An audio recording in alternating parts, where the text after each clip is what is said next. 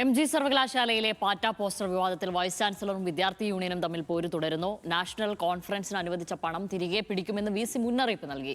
പരിപാടി രാഷ്ട്രീയവത്കരിക്കാൻ പാടില്ലെന്നും VCയുടെ താക്കീത്. നാഷണൽ കോൺഫറൻസിന്റെ പോസ്റ്ററിലാണ് പാറ്റയുടെ ചിത്രം വെച്ചത്.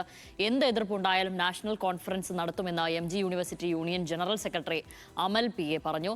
പാറ്റയുടെ ചിത്രങ്ങൾ ഉൾപ്പെടുത്തിയ ഫ്ലെക്സ് ബോർഡുകൾ നീക്കം ചെയ്യില്ലെന്നും അമൽ.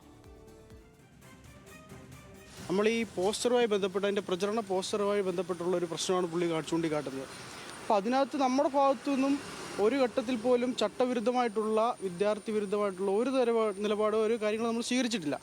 നമ്മുടെ ഭാഗത്തുനിന്ന് ഒരു തരത്തിലുള്ള അലിഗേഷനോ മറ്റു കാര്യങ്ങളോ ഒന്നും തന്നെ ഉണ്ടാവാത്ത സാഹചര്യത്തിൽ നമ്മൾ ഏറ്റെടുത്ത പരിപാടിയായി മുമ്പോട്ട് പോവുക എന്നുള്ളത് തന്നെയാണ് നമ്മുടെ തീരുമാനം.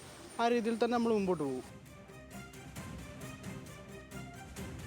അജിത് ബാബു ആണ് ചേരുന്നത്.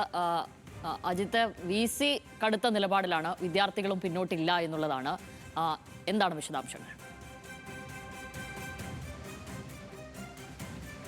ശ്യാമിലി ശശിധരൻ, അടുത്ത മാസം 3 മുതൽ 6 തീയതി വരെയാണ് ഇത്തരത്തിൽ നാഷണൽ കോൺഫറൻസ് നടക്കുന്നത് MG യൂണിവേഴ്സിറ്റിയിൽ. അത് പ്രധാനപ്പെട്ട നമുക്കറിയാം, രാജ്യത്തിന്റെ വിവിധ ഭാഗങ്ങളിൽ നിന്ന് ആളുകൾ ഉൾപ്പെടെ എത്തുന്ന വലിയ പരിപാടിയാണ്. 3,75,000 രൂപയാണ് ഇതിലേക്ക് യൂണിവേഴ്സിറ്റിയിൽ നിന്ന് അനുവദിച്ചിട്ടുള്ളത്. അതിൽ 2,81,000 രൂപ ഇതുവരെ നൽകിയിട്ടുണ്ട്. ഈ തുക തിരിച്ചു പിടിക്കുമെന്നുള്ള ഒരു ഭീഷണിയാണ് ഇപ്പോൾ VCയുടെ ഭാഗത്ത് നിന്നുണ്ടായിരിക്കുന്നത്. കാരണം ഈ പോസ്റ്ററുകൾ ചട്ടവിരുദ്ധമാണ്, അതിൽ രാഷ്ട്രീയം കലർത്തി ഒരു MG യൂണിവേഴ്സിറ്റിയുടെ ചട്ടം അനുസരിച്ച് ഒരു പരിപാടിയിൽ അത്തരത്തിൽ രാഷ്ട്രീയം കലർത്താൻ പാടില്ല എന്നുള്ള ഉത്തരവുണ്ട്.